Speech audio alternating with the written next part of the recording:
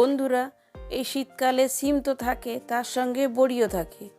তাই আমি আজকে একটা রেসিপি বানাবো, যেটা হলো সিম দিয়ে বড়ির তরকারি। দেখুন আমি কীভাবে বানাচ্ছি।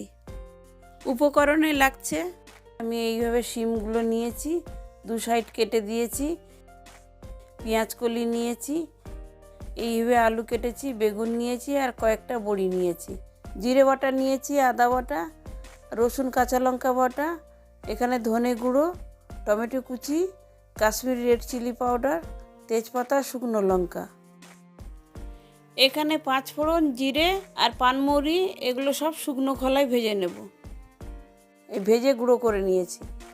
এদিকে কড়াইতে আমি কিছুটা তেল দিলাম, এটা সর্ষের তেল। এবার বড়িগুলো ভেজে নেব।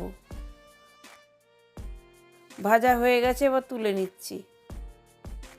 ওই তেলের উপরে আরও কিছুটা তেল দিয়ে আমি বেগুনগুলোকে ভেজে নেব।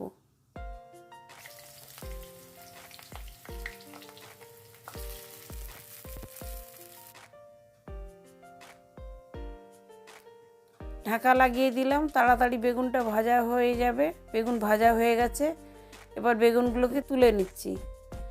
এবার ওই তেলে আরও কিছুটা তেল দিয়ে আমি আলুটাকেও ভেজে নেব।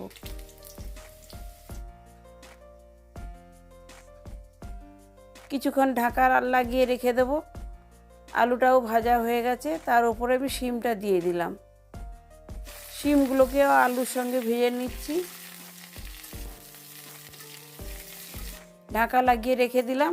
শিমগুলো ভাজা হয়ে গেছে, আর বেশি ভাজবো না, কারণ শিমগুলো তাহলে সবুজ ভাবটা থাকবে না। ভাজা হয়ে গেছে, এগুলো সব তুলে নিচ্ছি।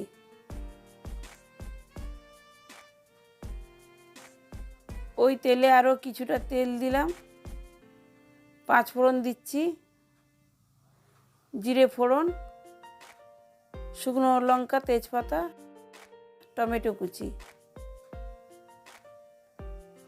দিয়ে একসঙ্গে সব ভাজতে থাকবো। ভাজা হয়ে গেছে, তারপর পেঁয়াজ কলিগুলো দিয়ে দিলাম, দিয়ে কিছুক্ষণ নেড়ে নিচ্ছি। সামান্য নুন দিলাম। এবার রসুন কাঁচা লঙ্কা বাটা দিলাম,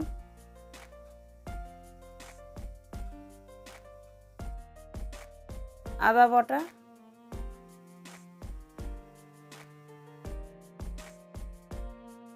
হলুদ,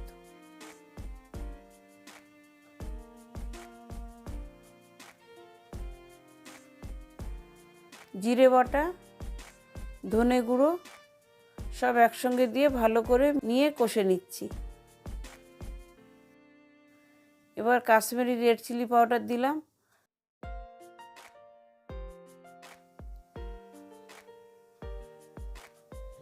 এবার বাটা মশলা জল সামান্য দিলাম। মশলা বাটার জল তরকারিতে সবসময় টেস্ট আনে, তাই ফেলে না দিয়ে আমি তরকারিতে দিয়ে দিলাম। এবার আগে থেকে ভেজে রাখা বেগুন, শিম, আলুটা দিয়ে দিলাম, দিয়ে ভালো করে মশলার সঙ্গে কষে নেব।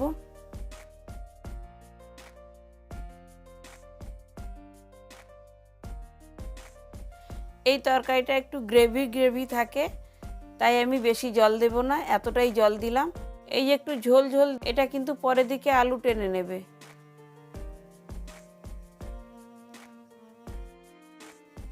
আর ঝোল ফুটে উঠলে আমি বড়িগুলো দিয়ে দিলাম।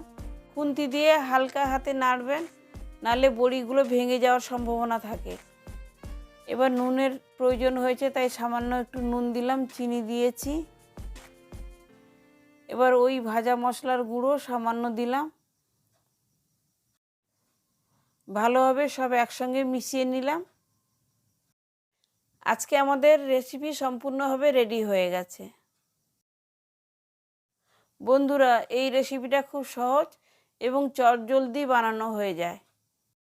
যে কোনো বড়ি দিয়ে এই রেসিপিটা বানাতে পারেন। মশলা বড়ি দিয়ে যে বানাতে হবে তার কোনো কথা নেই, প্লেন বড়ি দিয়েও বানাতে পারেন। শীতকালে দুপুরে এই রেসিপিটা গরম ভাতে অসাধারণ খেতে লাগবে। আজকের মতন আসি, পরে আবার নতুন রান্না নিয়ে দেখা হবে। ধন্যবাদ।